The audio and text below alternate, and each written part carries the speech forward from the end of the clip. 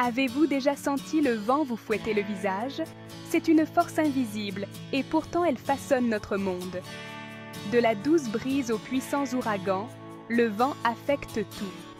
Mais comment mesurer quelque chose que l'on ne peut pas voir? C'est là que la vitesse du vent entre en jeu. C'est un élément clé pour comprendre notre environnement. Connaître la vitesse du vent est crucial. Cela nous aide à prévoir les conditions météorologiques. Cela guide les marins à travers les vastes océans. La vitesse du vent influence même la façon dont nous construisons nos maisons et nos gratte-ciel. Imaginez essayer de faire voler un cerf-volant sans savoir à quelle vitesse souffle le vent. Ce serait un sacré défi. Les scientifiques et les météorologues s'appuient quotidiennement sur les données de vitesse du vent. Ils utilisent des outils sophistiqués pour la mesurer. Mais saviez-vous que vous pouvez mesurer la vitesse du vent chez vous? Avec un appareil simple appelé anémomètre, vous pouvez devenir un détective du vent. C'est une façon amusante d'explorer le monde invisible du mouvement de l'air qui nous entoure. Comprendre la vitesse du vent nous relie à la nature. Cela nous aide à apprécier la puissance de la nature. De la planification des activités de plein air à la production d'énergie propre avec des éoliennes, la mesure de la vitesse du vent joue un rôle important. Alors, plongeons dans le monde passionnant de la mesure du vent et du mouvement. Prêt à attraper le vent? Construisons notre propre anémomètre. C'est plus facile que vous ne le pensez. Un anémomètre est un appareil qui mesure la vitesse du vent. Le mot vient du grec anémos, qui signifie vent. Avec seulement quelques matériaux simples, vous pouvez créer votre propre détecteur de vitesse du vent. Voici ce dont vous aurez besoin. 4 petits gobelets en carton, 2 fines bandes de carton, un crayon avec une gomme, une punaise et une agrafeuse. Vous aurez également besoin de feutres pour décorer vos gobelets. Ces objets du quotidien vont se transformer en instruments scientifiques. C'est comme de la magie, mais c'est vraiment de la science. Maintenant, assemblons le tout. Tout d'abord, coloriez vos gobelets de couleurs différentes. Cela vous aidera à compter les rotations plus tard. Ensuite, disposez les bandes de carton en forme de croix et agrafez-les ensemble. Agrafez un gobelet à chaque extrémité des bandes de carton, tous orientés dans la même direction. Plantez la punaise au centre de la croix en carton dans la gomme du crayon. Assurez-vous qu'elle peut tourner librement. Votre anémomètre est prêt. Placez-le dehors par une journée venteuse. Regardez-le tourner. Comptez combien de fois un gobelet effectue une rotation complète en 10 secondes. Multipliez ce nombre par 6 pour obtenir les rotations par minute.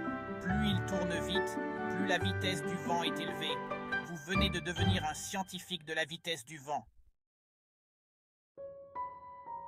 Maintenant, explorons une autre façon fascinante d'étudier le mouvement, la chronophotographie. C'est un grand mot, mais le concept est simple. Chrono signifie temps, et la photographie consiste à capturer des images. La chronophotographie consiste donc à prendre plusieurs photos dans le temps pour étudier le mouvement. C'est comme créer un flipbook d'une action réelle. La chronophotographie a été inventée à la fin du 19e siècle. Les scientifiques l'utilisaient pour étudier des choses qui se déplacèrent trop vite pour que l'œil humain puisse les voir clairement. Ils prenaient de nombreuses photos en succession rapide. Vues ensemble, ces photos révélaient les détails du mouvement.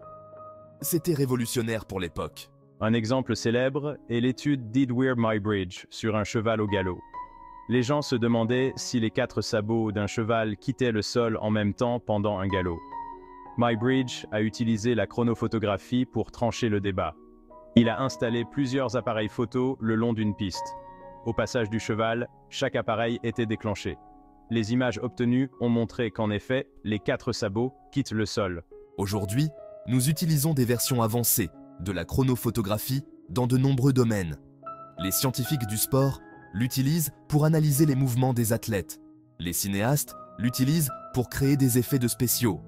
Même la fonction vidéo au ralenti de votre smartphone est une forme de chronophotographie. C'est un outil puissant qui nous aide à voir le monde d'une toute nouvelle manière. Ces exemples nous montrent l'incroyable éventail de vitesse dans notre monde. Du déplacement patient de l'escargot au lancement explosif de la fusée, la vitesse façonne notre expérience du mouvement. Elle affecte notre perception du temps et de la distance.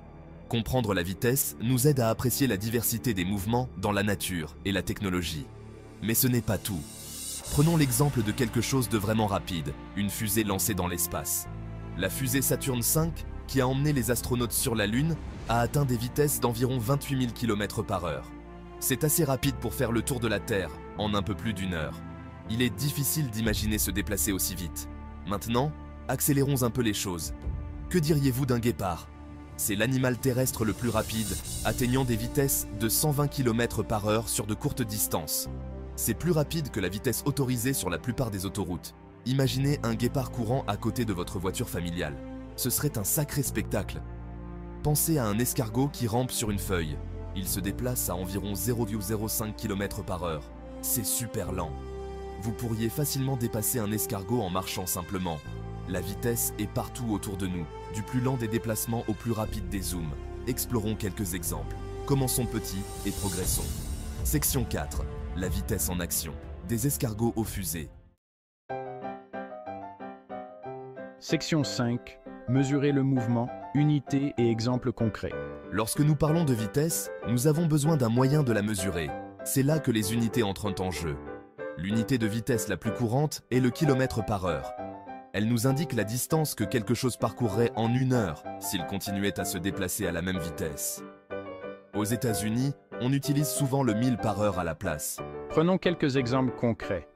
Une personne marchant à un rythme tranquille se déplace à environ 5 km/h. Cela signifie que si vous marchiez pendant une heure sans vous arrêter, vous parcouriez environ 5 km. Un vélo peut rouler à 20 km/h. Les voitures sur autoroute roulent généralement à 100 km/h. Pouvez-vous penser à d'autres exemples tirés de votre vie quotidienne? Comprendre les unités de vitesse nous aide à donner un sens au monde qui nous entoure. Cela nous permet de comparer différents types de mouvements. Par exemple, on peut dire qu'une voiture roulant à 60 km/h se déplace 12 fois plus vite qu'une personne marchant à 5 km/h.